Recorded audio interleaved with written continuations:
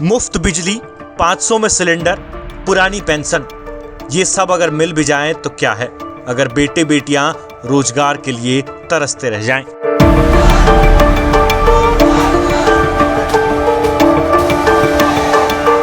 गहलोत राज में जयपुर के शहीद स्मारक पर मौसम का पारा भले ही 42 डिग्री होगा, लेकिन बेरोजगारी की तपिश इससे कहीं ज्यादा है। जहां डिग्रीधारी नौजवान शिक्षक भर्ती के पद बढ़ाने जाने की मांग करते हुए धरना दे रहे हैं, लेकिन क्यों? 2019 में राजस्थान शिक्षक पात्रता परीक्षा यानी रीट का फॉर्म भरा था, रिजल्ट आज तक नहीं निकला। फिर रीट की परीक्षा हुई तो पेपर लीक से एग्जाम रद्द हुआ। पेपर लीक के बाद शिक्षक पात्रता वाली परीक्षा राजस्थान में प्री और मेंस में बदल गई। एग्जाम अभी तक नहीं हो पाया। इसलिए ये नौजवान चाहते हैं कि पद ही सरकार बढ़ा दे, वरना ये नौजवान तो परीक्षा होते होते ही ओवरेज हो जाएंगे। हमने जो डिपार्टमेंट से डाटा लिया है जिसमें 12,000 के आसपास शिक्षकों के पद अभी खाली है और 12,000 शिक्षकों के पद 48,000 के साथ में 12,000 ऐड करेंगे तो 60 के हो जाएंगे।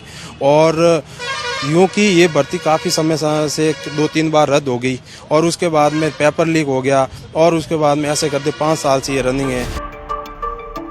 मुफ्त के वादों से जीत का हाथ मजबूत करने चले मुख्यमंत्री गहलोत से बाड़मेर से आकर जयपुर में धरना दे रहे 38 साल के प्रधान चौधरी जैसे युवा पूछते हैं कि पेपर लीक जब सरकार की चूक है तो खामियाजा इनके जैसे बेरोजगार क्यों भुगते? जिनकी उम्र एग्जाम समय से होने के इंतजार में बीत गई, अब पद नहीं बढ़े तो ये कैसे नौकरी पाएंगे? पूछ लो आप, 4.5 सालों से क्या सेकंड लेवल की भर्ती हुई है?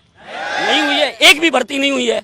और हमें बेवकूफ बना रहे हैं, वोट दीजिए हमें, हम सरकार रिपीट करेंगे, हम बीजेपी वाले के हम ये बदल देंगे वो बदल देंगे। क्या बदल दोगे आप? क्या बदल दोगे आप?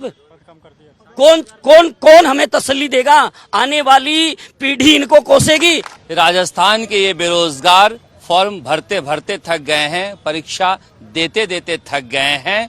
4.5 साल पहले इन्होंने फॉर्म भरा था, मगर परीक्षाएं टलती गई, कभी पेपर आउट होने की वजह से, कभी दूसरे वजहों से, और अब इन्हें लगता है कि इतना वक्त नहीं बचा है कि सरकार दोबारा से कोई फॉर्म निकाल के परीक्षा करा पाए। लिहाजा ये चाहते हैं कि जो परीक्षा हुई है उन्हीं में पद बढ़ाकर इन्हें भी ज्वाइनिंग दी जाए, जिसके लिए यहाँ मांग करने के लिए बैठे हैं।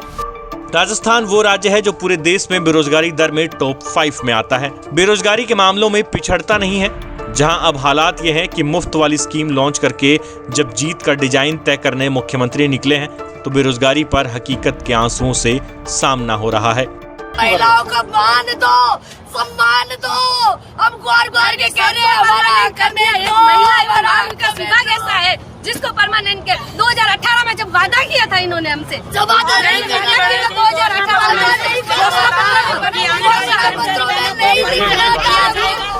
नर्सिंग भर्ती परीक्षा में सफल होकर भी बेरोजगार रह गई महिलाएं रोकर वादा मुख्यमंत्री को याद कराती हैं रोजगार देने के वो कस्में, वो वादे।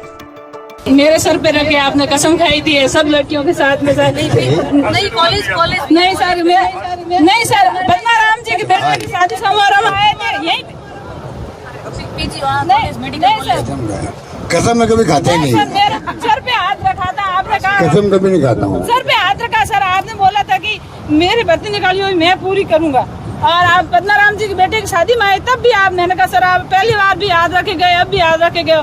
राजस्थान में ये आंसू इसलिए भी निकल रहे हैं क्योंकि 4.5 साल में 14 भर्ती एग्जाम में पेपर लीक हुए हैं। पेपर लीक की वजह से राजस्थान में 1,26,00,000 बेरोजगारों पर असर पड़ा है। पेपर लीक के 1 दर्जन आरोपी पकड़े गए, लेकिन सुरेश ढाका जैसे मास्टरमाइंड आजाद हैं।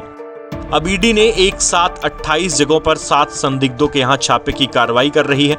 बीजेपी कह रही है कि इसमें कांग्रेस के मंत्री और विधायक शामिल है, तो मुख्यमंत्री अशोक गहलोत कह रहे हैं कि चुनाव को देखते हुए ईडी आई है। राजनीतिक बदले की भावना से चुनाव जीतने के लिए, माहौल अपने पक्ष में बनाने के लिए, सरकार को बदनाम करने के लिए अगर आप इस प्रकार की हरकतें करते हो, मैं समझता हूँ किसी भी रूप में देश हित में नहीं है।